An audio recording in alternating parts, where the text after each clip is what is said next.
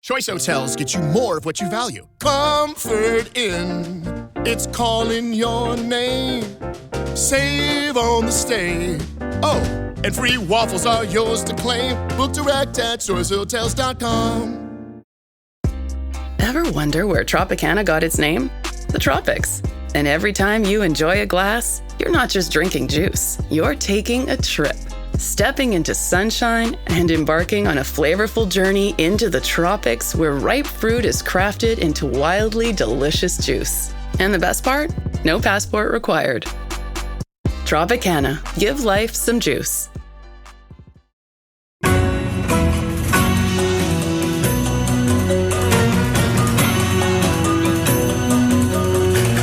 From Wall Street to the White House, this is the Larry Kudlow Show. So now let's get some authoritative views on the Iran story and the memo of understanding, whatever it's going to be. Ambassador Robert O'Brien joins us, former National Security Advisor, now Chairman of American Global Strategies. So, Robert, it's a controversy. The MOU's putting up a lot of controversy. I'm not sure it deserves all that much controversy because so much of it will be translated into specific, detailed, technical terms if they ever get there in the next 60 days or however long. It may go on for quite some time. I mean, just for starters, what's your take on this thing? Well, Larry, thank you for having me on, and happy Father's Day to you and to your listeners. Look, I think the hand-wringing is really quite something about this. The USA won and Trump won. I mean, keep in mind, let's look at the timeline. In the first term, we had maximum pressure and to eliminate the Iranian nuclear program. But okay, Biden let up on that.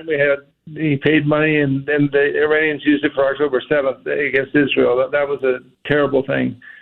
Then we got back into office, and we had Midnight Hammer and turned most of the most sophisticated nuclear facilities into rubble. Then we had Epic Fury. Then Scott Bessent came along with Economic Fury. And then the Israelis occupied Lebanon and took out the entire Hezbollah leadership with their airstrikes and their pagers and their walkie-talkies. And they occupied Lebanon all the way up to the Litani River. And so now Marco Rubio is overseeing peace talks between Lebanon and Israel for the first time ever. And now we have the MOU. And I point people to Section 8 of the MOU. The Islamic Republic of Iran reaffirms that it shall not procure or develop nuclear weapons. That's a surrender. And basically unconditional. And it goes on to say that they'll dispose of the stockpile of enriched material pursuant to a mechanism to be decided. So we have an entire victory brought on by President Trump. Now, the regime hasn't changed, but keep in mind that the 200 or 300 of the top leaders are gone from the outset of Epic Fury. We've got their JV team in and their B team in. They're trying to put up a fight, but they've actually surrendered. Now, again, people think that the Iranians will not adhere to the deal, and that may be the case. But President Trump has left the entire U.S. military on standby in the Middle East, and if these guys don't follow through on what they've agreed to do, if they don't turn over what President Trump calls the nuclear dust, he's going to hammer them. So Trump won, the USA won, and I don't know what all the hand-wringing is about. And no money.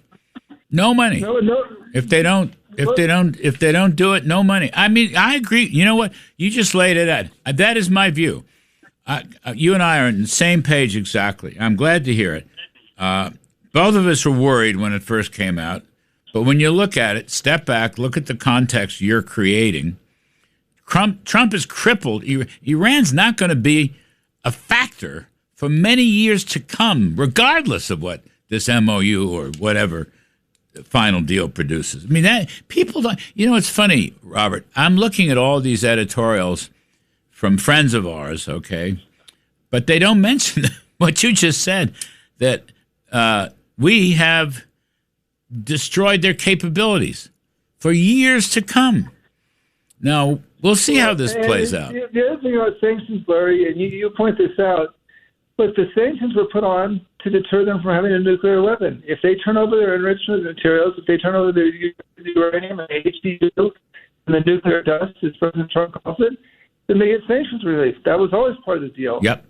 And look, as far as Lebanon goes, and people are upset about these, us supporting our allies in Israel, we're supporting Israel. If Israel's hit, they can have self-defense.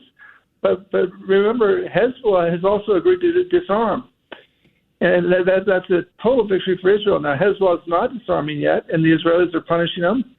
But the Lebanese government wants them to disarm too, and they're in negotiations with Marco Rubio in Washington right now to figure out how to disarm Hezbollah. So we have an agreement for Hezbollah to disarm and for the Iranians to give up their nukes. That's basically unconditional surrender in the Middle East. So if they comply with it, this is going to be Arthur Herman and I wrote this in an op-ed talking about the punitive expedition, several months ago. If President Trump eliminates the Iranian nuclear threat, it'll be the most successful punitive expedition ever in U.S. history, and he'll be up there with FDR and Winston Churchill. And look, I think it will happen. But then again, if they don't comply, they get no money and they get hit again. I think that stop the hand wringing. You're right. I like the word hand wringing here because it's like people, even conservatives, are not giving Trump any credit for the military and economic crushing, decimating of Iran, but B, they're not giving him any credit for good judgment. He's not going to make a deal. He's not going to make a deal that bolsters Iran. I mean, if they give them here, let me ask you this. In the paper this morning, humanitarian assistance from Qatar, $5 or $6 billion. It'll go central bank to central bank. It's earmarked money. Now, is that a problem? I don't know. We don't want to kill the Iranian people. It's the regime that we oppose. I don't see this as bailing the regime out. It's a couple $1 billion. I mean, I don't know. Maybe it's too much money too soon. What do you think about that? Look, we didn't want the Iranians to get money like they did under the Obama nuclear deal to use to expand their nuclear program or to spend on their proxies, the Houthis in Yemen, the Hamas in Gaza, Hezbollah in Lebanon. This money is not going to go to that. It's going to go to the Iranian people for humanitarian assistance.